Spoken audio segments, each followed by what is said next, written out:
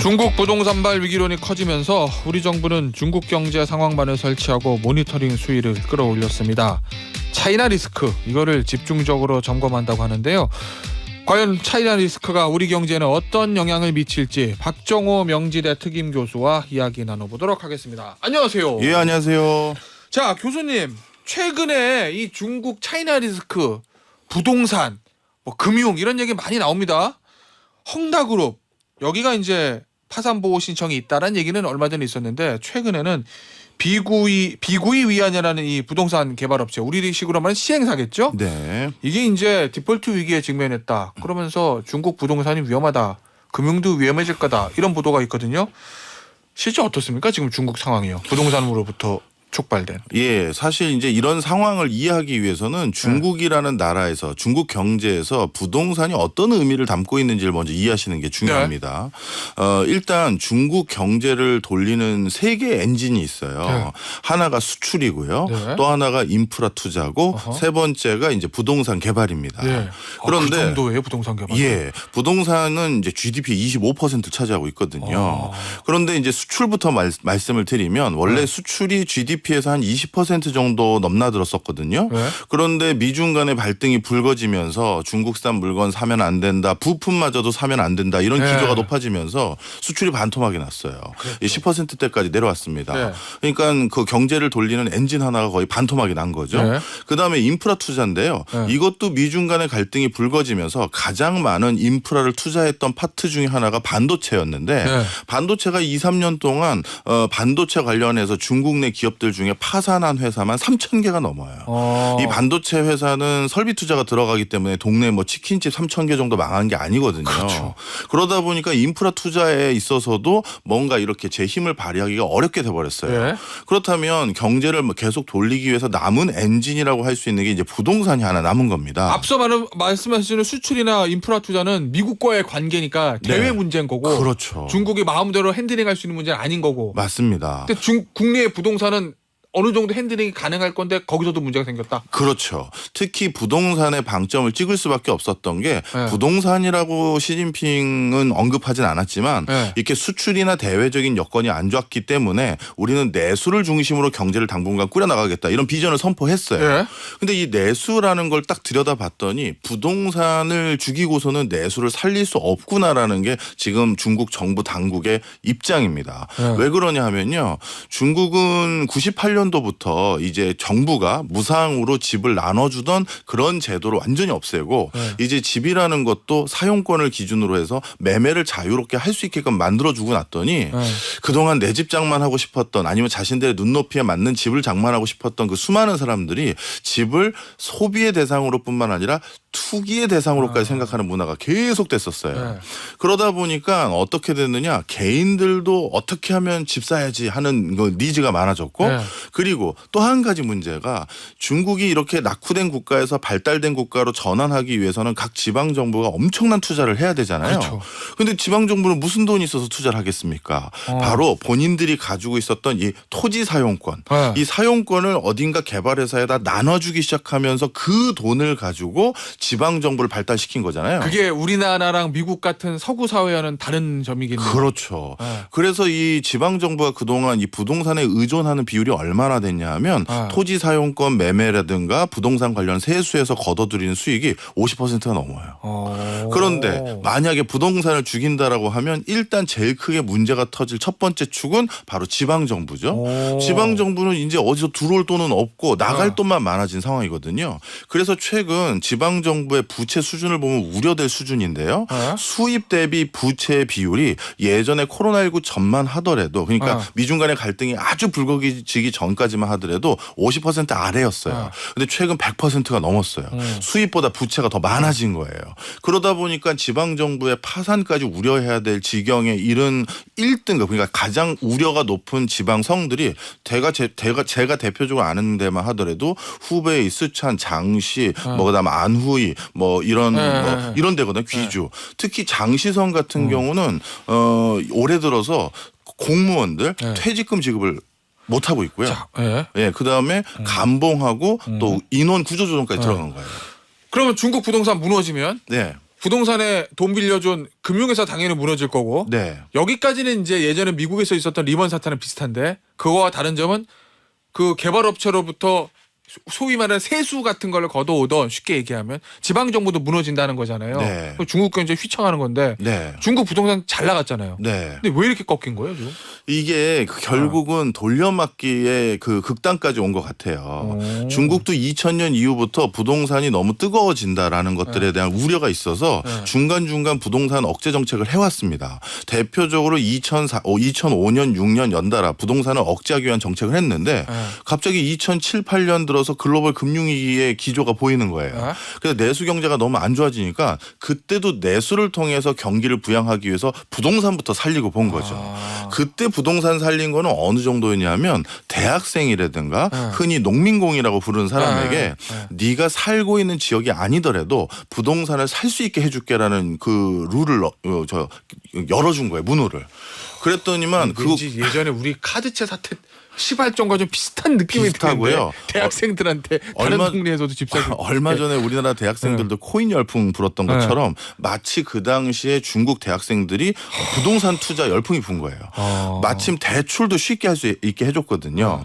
그래서 1성지 2성지에 허허벌판인 곳이 갑자기 신도시처럼 아파트 단지 들어서서 벼락부자 된 거를 본인들이 너무 많이 봤을 거 아니겠습니까? 그렇다면 이 다음 타자는 삼성지 그다음에 4성지에 해당되는 조금 이제 저 교외 지역에 있는 도시들 여기에서도 똑같은 바람이 불 거니 내가 미리 대출을 받아서 싸게 그걸 사놓겠다고 엄청난 취득을 해놓은 거예요.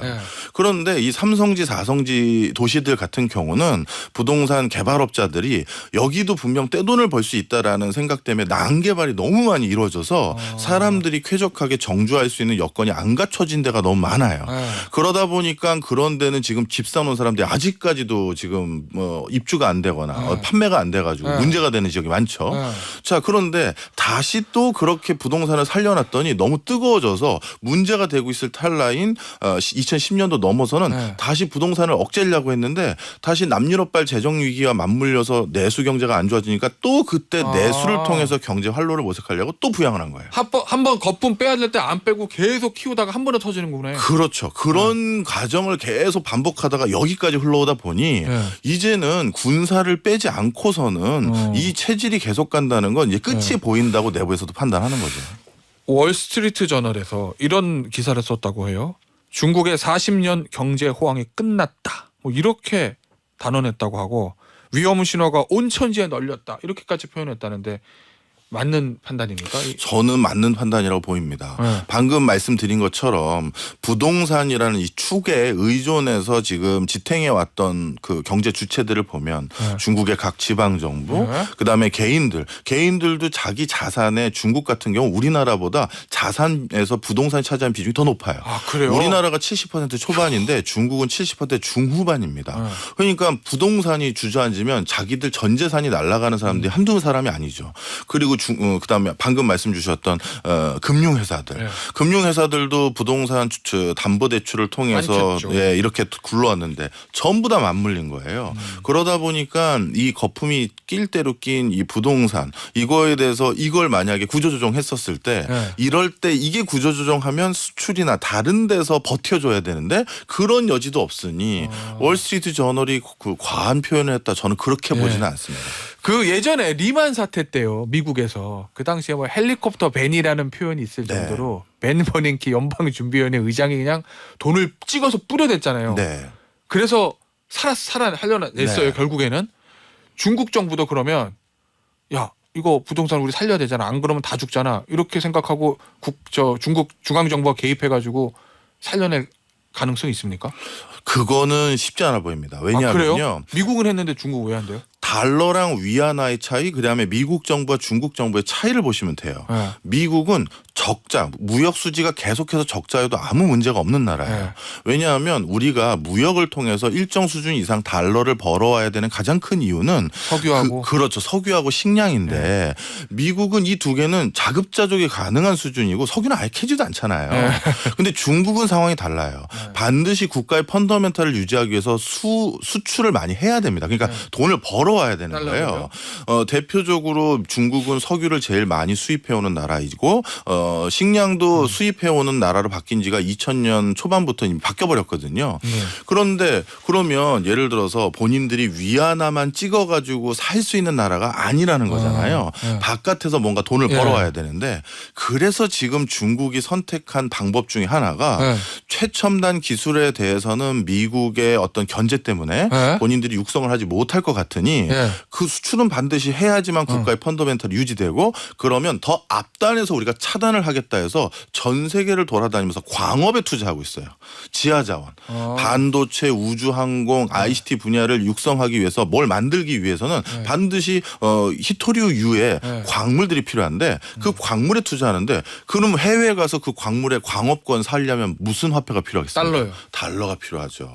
그러니까 위안화를 찍어가지고 해결되는 그 구조가 아닌 거예요. 거기다 하나만 더 말씀드리면 그러면 달러가 자꾸 외국으로 나가야 될 구조가 돼버린 거잖아요. 광업 투자나 이런 거 적극적으로 하고 있으니까 그러면 가뜩이나 위안화 가치가 떨어지고 있는 상황인데 지금 중국 내부에서도 더더욱 중국 경제의 불안감을 느낀 개인들이 어떻게든 자신들의 자산을 외국으로 반출하려고 하는 거예요. 달러가 계속 빠져나가겠네요. 또 빠져나가고요. 그리고 중국의 ICT 기업들 같은 경우는 이미 중국의 경제의 어떤 컨트롤 타워에 대한 불신감이 너무 높아져서 본인들이 아예 자체적으로 국내 회사는 일부러 파산을 시키고 해외에서 재창업을 하려고 또 나가려고 해요. 또 달러가 나갈 수준이죠. 그러다 보니까 예전에 리만 브로더스 사태를 해결하는 미국 중앙은행의 기조와는 이번에는 동일하게 일어날 수가 없어요. 그런데 외신 보도 보니까 중국은 회복할 수 있다 뭐 이렇게 자신감을 보인다던데 허장성세인 건가요? 그럼? 제가 늘 말씀드리지만 현직자들의 발언은 있는 그대로서 밀어서는 안 되죠.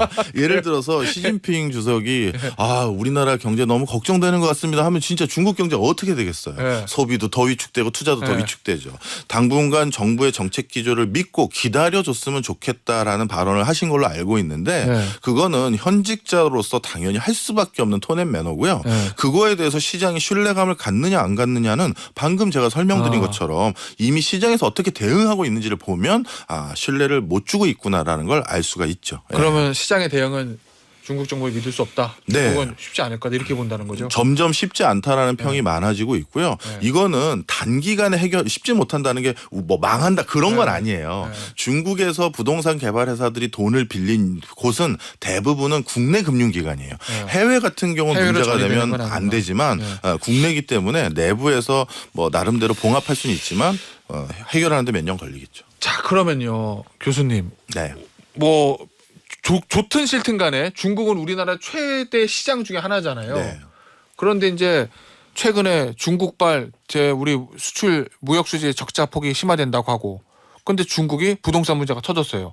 중국 경제가 휘청해요. 성장률이 예전만 못해요. 그럼 우리는 물건 팔 데가 없어지는 거잖아요. 우리 경제에 미치는 영향은 어때요? 일단 첫 번째로 말씀드릴 게 직접적인 피해는 없을 겁니다. 직접적인 피해는 없다는 얘기는 그러니까 중국 부동산 개발회사에 돈을 많이 빌려줬거나 뭐 그래가지고 돈을 못 받는 게 이런 것들이 직접적인 피해겠죠. 돈 물린 데는 없다. 간접 투자로 들어간 건 있지만 예전에 글로벌 금융위기 때처럼 뭐 큰 후유증은 없을 정도고요. 그런데 간접적인 영향은 클 겁니다. 중국 시장에 그렇죠. 중국인들이 소비를 줄이거나 투자를 안 하면 그 과정에서 우리 물건이 덜 팔릴 수가 있는 것이고요. 제일 큰 문제는 또 환율이에요. 중국의 위안화랑 우리 원화는 같이 움직이는 성격이 많아요. 그런다고 그러더라고요. 그러니까 위안화 가치가 자꾸 이렇게 떨어지다 보면 외환 시장에서는 원화 가치도 낮게 평가할 수밖에 없는 요소가 많거든요. 그래서 우리나라 환율 시장의 불안전성으로 인해서 일어나는 2차적인 피해는 일어날 수 있습니다. 우리 정부에서 보니까 어제인가요? 기획재정부의 경제정책국 여기에 중국 경제 상황반 요런 거를 좀 설치했다고 하는데 이거 어떤 역할을 할 수 있을 거라고 보세요? 사실 지금 중국에서요 각 성마다 할당을 줬어요. 지금 어떻게든 외자를 유치화하라, 또 외국 기업 유치화하라, 또 일자리 창출해와라 이렇게 했는데 그 과정에서 과거에 중국 시장에 진출했던 한국 기업들 또는 중국에 진출하기 희망할 것 같은 한국 기업들에게 어마어마하게 지금 전화를 하고 있어요. 우리 중국으로 들어와 달라. 라고 하면서. 그런데 이런 과정에서 사실 중국의 큰 어떤 바이어들이 있는 기업들 입장에선 울며 겨자 먹기로 투자 아닌 투자를 응할 수도 있거든요. 이렇게 되면 나중에 큰 낭패를 볼 수도 있어요. 그때는 이제 쉽게 얘기하면 이제 돈이 물리는 경우가 그렇죠. 바로 이런 것들에 대해서도 좀 우려를 하는 부분이 분명히 있을 거고요. 네. 아까 말씀드린 것처럼 간접적인 피해 이런 것들은 우리나라에서 제일 큰 수출처이기 때문에 지금 벌써 모니터를 해야 될 거는 분명한 사실입니다. 바로 이런 이유들로 인해서 기재부 입장에서는 당연히 대응을 해야 되고요. 네. 그다음에 더 큰 문제는 중국이라는 단일 나라가 가지고 있는 포션이 워낙 크다 보니까 그 나라를 단기간에 대체해서 우리가 수출을 하거나 생산기지 역할을 할 단일 나라가 없거든요. 그렇죠. 예. 네. 그러면 크기로 봤을 때는 예, 뭐. 그렇죠. 그러다 보니까 이 중국을 대체할 다른 시장을 한 곳을 찾아야 되는 게 아니라 네. 몇 군데를 찾아야 되는 숙제가 많아진 거예요. 뭐 인도에 베트남, 그렇죠. 뭐 캄보디아. 뭐. 그렇습니다. 그런데 이런 시장을 다 동시다발적으로 공략한다는 것도 이게 보통 어려운 일이 아니라서 네. 당분간은 간접적인 형태로 영향을 받을 것 같아요. 올 초부터요. 네. 우리 경제를 설명하는 얘기 중에 상저하고 이런 표현들이 있었잖아요. 예, 예. 상반기에는 안 좋지만 하반기에는 좋을 거야. 왜냐고? 코로나 끝나고 중국 시장이 열리기 시작하면 우리 수출이 늘어나서 하반기엔 괜찮아요. 이렇게 얘기를 했거든요. 네. 근데 지금 말씀 들어보면 중국 이 부동산 문제 쉽게 풀릴 것 같지 않고 그러면 상저하고 안 될 것 같은데 추경호 경제부총리가 지난 16일에 상저하고 흐름에 대한 정부의 전망에는 변화가 없다. 이렇게 얘기했다는 거거든요. 네. 이 추경호 부총리 얘기는 어떻게 봐야 됩니까? 역시 큰일 났습니다 할 수 없으니까. 현직자니까 이렇게 보시는 게 좋을 것 같고요. 네. 현직자들은 자신이 해결하겠다는 의지의 표명도 같이 섞여 있는 게 사실입니다. 그런 게 그건 이제 그런 걸 감안해서 들어주시면 좋겠고요. 네. 많은 경제 전망을 하는 연구소에 국내 연구소에서는 이미 중국의 낙수 효과라든가 리오프닝으로 인한 효과가 오래가지 못한다는 거에 되게 당혹스러워하고 있어요. 그래서 상저하고의 기조가 예전에 생각한 것보다는 낮아지거나 아니면 상저하고가 아예 아닐 수도 있다라는 판단으로 많이 선회를 하고 있는 게 사실입니다. 교수님 나오셨으니까 이거 한 번 더 네. 질문 드려야 되겠다. 6호 있잖아요. 6호. 예. 그동안 우리나라에 안 왔잖아요. 근데 이번에 풀어줬잖아요. 네. 그거 왜 풀어준 거로 보세요? 그게 바로 제가 네. 중국이 지금 어떻게 해야 될지 모르는 지경까지 왔구나라고 생각이 든 건데요. 네. 우리 예전에 사드 파동 이후 한한령으로 그거 못 가게 막은 거잖아요. 네. 그건 본인들의 국정 기조예요. 그런데 대규모 관광객도 해외로 보내는 걸 허용해 줄 테니 그거 허용해 주면 중국 내부에서 단체 관광객들 대상으로 한 또 일자리가 생기고 그런 업종은 또 활황이 보여지잖아요. 네. 그거라도 해봐라라는 거예요. 여행업계라도 네. 좀 먹고 살아라. 예, 오. 그런 제스처지 갑자기 네. 한국과 뭐 화해의 제스처다 이렇게 보기에는 해석이 안 되고요. 네. 알겠습니다.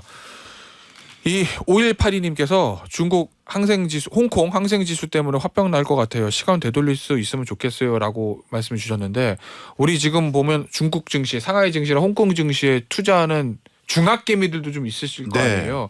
그분들 지금 상황에서 어떻게 해야 될까요? 근데 투자를? 종합 주가 지수를 따졌을 때는 좀 떨어진 게 맞습니다. 그런데 중국이 지금 재정 건전성, 재무 건전성이 좋은 기업들에게 안 좋은 기업들을 너희가 인수한다라고 하면 우리가 또 대출을 하면서 그 수습할 수 있게 도와주겠다고 했거든요. 그래서 재무 건전성이 좋은 회사의 주가는 작년 대비 2배씩 올랐어요. 그러니까 평균은 떨어졌지만 그 과정에서 편차는 크게 벌어진 상황이다. 그래서 옥석을 가리셔야 될 것 같습니다. 네. 근데 그 옥설 가리는 게 쉽지 않아서. 쉽진 않죠. 예, 알겠습니다. 자, 그러면요. 이 차이나 리스크란 단어가 우리 언론에 보도된 지가 오래됐는데 네. 이 상황에서 우리 정부가 뭘 어떻게 해야 되는지 좀 조언을 해 주신다면요. 네. 일단 가장 크게 우려되는 게 환율 시장이에요. 네. 이 환율 시장은 바로 즉각적으로 반응할 수 있는 여지가 있는 곳이거든요. 그래서 환율 불안전성이 있었을 때 중국과 관계는 없지만 다른 국가들과 거래를 하고 있는 사람들은 환차손에 엄청난 리스크를 떠안는 거예요. 그래서 가장 먼저 우리가 고민을 해야 될 건 중국의 물건 못 팔거나 중국에서 돈 띄일 사람이 아니라 중국 밖에 그 교역을 하는 사람들의 환차손 규모 이런 것들에 대한 우려를 제일 먼저 신경 써야 되는 거고요.